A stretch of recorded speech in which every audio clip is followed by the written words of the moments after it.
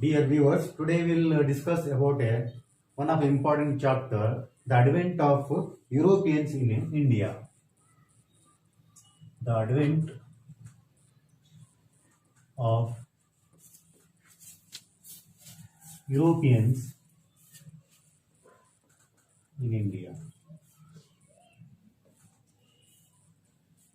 In this chapter, we will discuss some of the important concepts, particularly the trade relations between India and European countries.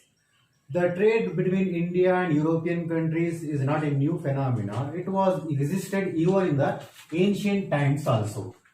In the ancient times also, the trade relations between India and Europe were in existence. And what was the important article of trade between India and European countries was the spices. The spices were the main articles of the trade between India and Europe. And these trade relations were conducted particularly from one of important trade route by name Constantinople. Constantinople is the one of important land route. It is a land route between India and Europe, and this important this Constantinople can be referred as a gateway of trade. It can be referred as a gateway of trade between India and European countries. And the important articles which were carried from India to Constantinople, particularly by the Arabs. Arabs were the main people who used to carry the articles from India and carry to the Constantinople. And from Constantinople, the people who used to purchase these commodities were the Italians. The Italians were the people who used to purchase the commodities, and they used to carry these commodities to the European market, and they earn more and more profits, and they had a monopoly over the trade. They had a monopoly. Monopoly means a single control. Single control, and there were no any other European countries to compete with the Italians. It was a very profitable trade for the Italians, and they had a monopoly and total control. This was the conditions what were happening, and in the meantime some changes took place. And when these things were happening, Constantinople was in the hands of Romans. Romans were the controllers of the Constantinople. Constantinople was in the empire of Romans. Later, some changes took place. What changes took place was the Turks captured the Constantinople. Captured Constantinople. When the Turks captured Constantinople, the trade route between the Europe and India came into the control of the Arabs and the Turks. And these Turks now levied more taxes. Levied more taxes upon the goods which were brought from India. And when they levied more taxes upon those products, and the Italians, they had to give more taxes. And these Italians, when they went to sold the same commodities into the Europe, the cost of these goods are very more. And that's why the trade was not profitable. The trade was not profitable for the Europeans. Now they wanted to search a new route for the India. For that purpose, some of the important countries came forward to search a new route for the India. Particularly, those were Spain, Portugal. Spain and Portugal are the two important countries who came forward to find out a new route, and that will be not from the Constantinople. In that category, for that purpose, here the many important things which are helpful for finding the trade route and a new route to India. In that category, we have to know about the particular the inventions, scientific inventions. These scientific inventions are helpful for finding a new route to India, particularly through the water or the sea. Earlier, going to a distant places and finding a new route to India or any other countries, it was a risky job. But now, some of the important scientific instruments which help them to go anywhere as well as find a new route. Particularly, those are astrolabe, then mariner's compass, and gunpowder. These three articles are very helpful for the navigators, and by having these three important articles, they can easily move from one place to another place without any kind of fear. And by that one, other important contributions are, but that is the support from the Portugal, Henry, and particularly he called himself as a navigator. This Henry encouraged the navigators or the sailors to go through the different distant places, and even the Spain also competing to find out a new route to India or other countries of the world. And in this category, now they started their journey. Particularly many navigators went through different places to search a new route to India. In that category, we can refer the Bartholomew Dias, who came to the tip of Africa, and even the after Bartholomew Dias, Magellan, Christopher Columbus, many people were there who tried to search a new route to India. In that category, one of an important person who came to India, and he is the person who is referred as a discoverer of a new sea route to India by a European, and that person was Vasco da Gama. This Vasco da Gama discovered or find a new route to India, a particular European, and this person came to India in the year called 1498. It is one of important date. What you have to remember, Vasco da Gama reached our Indian Calicut, and this place was at that time was ruling by a Keralite ruler by name. The name of the rulers at that time was Zamorin. This Zamorin invited him, and he helped him to carry the trade. This Vasco da Gama was the first person to carry trade, and now it is a what earlier relations were there, those relations were renewed again by the Vasco da Gama. It is about the discovery of the sea route. Next, we will try to know about one after another the Europeans, how they came to India, and as well as what were their intentions, and how they tried to control the various parts of India. One by another, we try to know every country. Particularly, if we go to know about the Portuguese.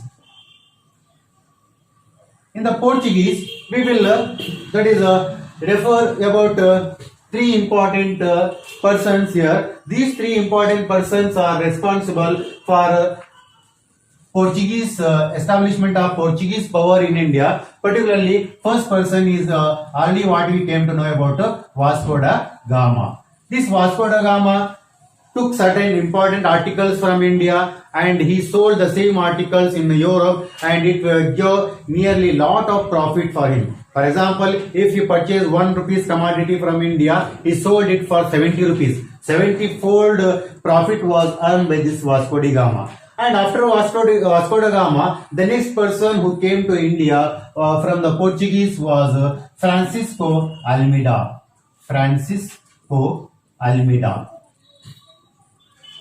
This Francisco Almeida, he is the first governor of Portuguese in India, and particularly what is important regarding this person is he is known for his blue water policy. That you have to remember, blue water policy. What is this blue water policy? This blue water policy, every country in those days wanted to take control over the land. But this Almeida had one of important policy. He wanted to take control over the sea, because if he get a control over the sea, the total monopoly on the trade can be held by these Portuguese. It was their policy that is called as blue water policy. This the second person that is the first one is Vasco da Gama and next one is Francisco Almeida. The next third person what we have to know about in the Portuguese is about the that is Albuquerque. That is this Albuquerque.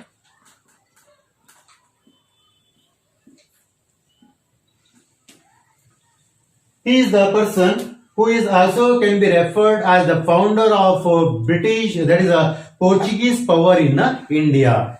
This Alfonso de Albuquerque. Alfonso de Albuquerque is considered as a real founder of British Portuguese power in India. And about his important contributions are concerned, he is the person who attacked the Sultan of Bijapur. He attacked the Sultan of Bijapur and he occupied one of important place called Goa. This Goa was conquered by this Albuquerque and established the power, political power in this India. It is about the three important persons: Vasco da Gama, Francisco Almeida, and Albuquerque. Now, after Albuquerque, the successors of this Albuquerque were not that is that much capable who can continue their power, and even the conditions in the Portuguese itself in their mainland were not good, and they were subjected to the attack from the other European countries. Because of that reason, now the power of the Portuguese started declining. That much you have to know about. And after the decline of this Portuguese power in India, particularly they had a monopoly over Indian trade for nearly 100 years. This is about the Portuguese. After knowing about the Portuguese, next we will go for the another important European power, that is the Dutch. After the Portuguese, the next European power which came to India, they were the Dutch. And these Dutch were from the Holland and Netherlands. And they also came to India with an intention of carrying the trade, and they established their East India Company. That is, the Dutch East India Company was established in the year 1602 AD. And they also, that is, opened their trade centers or factories at various places like Bruges, Cambay, and other various places. But the Dutch could not continue for a long time in India because of two important reasons. One of important reason was, that is, they concentrated over the Southeast Asian countries, particularly the Indonesia and other various countries. Those are called as the spicy land or the spiciest land of the world, and that's why they concentrated more in those areas. As well as the second reason why the Dutch could not continue for a long time here was because they could not compete with the British and French. The British and French were more powerful than the Portuguese. As they could not continue they could not compete with those countries. They stopped their trade in India and went to concentrate upon the South Asian country. It is about the Dutch, and here this is the second European power. Now, after the second European power, the next people who came to India were the English. People. These English people have a very long history in India because they remained in India for a very long time till 1947, and they ruled India for a very long time also. Here there is much more information in the coming chapters about the British, but as far as their beginning in India, we have to know about that one. These English people came to our country by having a permission. They got a permission from the Queen of England. The Queen of England gave permission to trade with India, and the Queen Elizabeth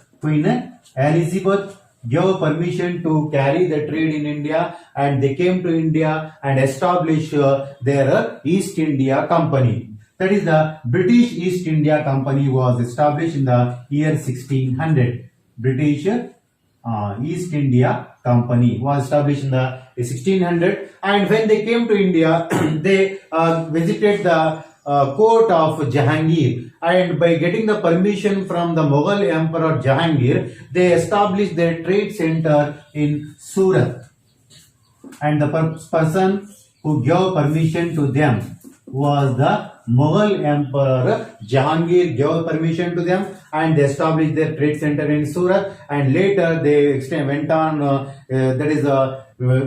making their centers in the various parts of India. It is about the story. And now, particularly after establishing some centers, here there is a three important places which are referred to the Britishers. They established the trade centers there. Later, those three important places became the presidencies of Britishers in India. One by one, I will give the details about how those three places became the presidencies of these Britishers. Particularly, first of all, if we go to the one of important presidency by name of Madras. Now it is presently it is called as a Chennai. This Madras, this place was one of a place which is belonged to the ruler of Chandragiri.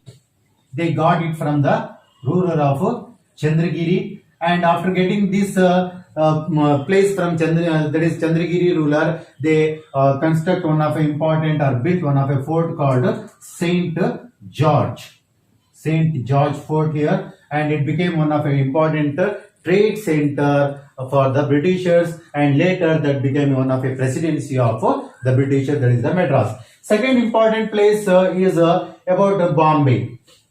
As far as the Bombay is concerned, there is one of important story regarding this Bombay. This Bombay is also one of the presidency of the Britishers. How this Bombay became the part of the East India Company. Here, this Bombay, earlier it belonged to the Portuguese. It belonged to the Portuguese. At that time, the Portuguese princess by name Catherine married to the Prince of England by name Charles. And in the dowry, this Catherine gave Bombay to the Charles. And this Charles gave this Bombay on rent to the East India Company, and that Bombay is became a part of the East India Company, and this was got by the company on particular rent which is given by the given to the Charles. And here this is about the Bombay. Another important place that is called as Kolkata, or earlier that was called as Calcutta. These Calcutta, it was three important villages were there, and these three important villages were purchased by the company. And those villages, particularly Kolkata, one of an important place, and other two places were there. Those were purchased by the Britishers, and after purchasing these three places, they built one of a fort called Fort William. Fort William they constructed upon that place, and even it became one of an important trade center because it is on the river Hooghly. This place is on the river Hooghly, and it became one of the important trade center of this Britishers in India, and later this Calcutta became the capital of the Britishers in India. This is about the three important places and three presidencies. One is called as Madras, and another one is called as Bombay, and another one is called as Kolkata presidency. It is about that is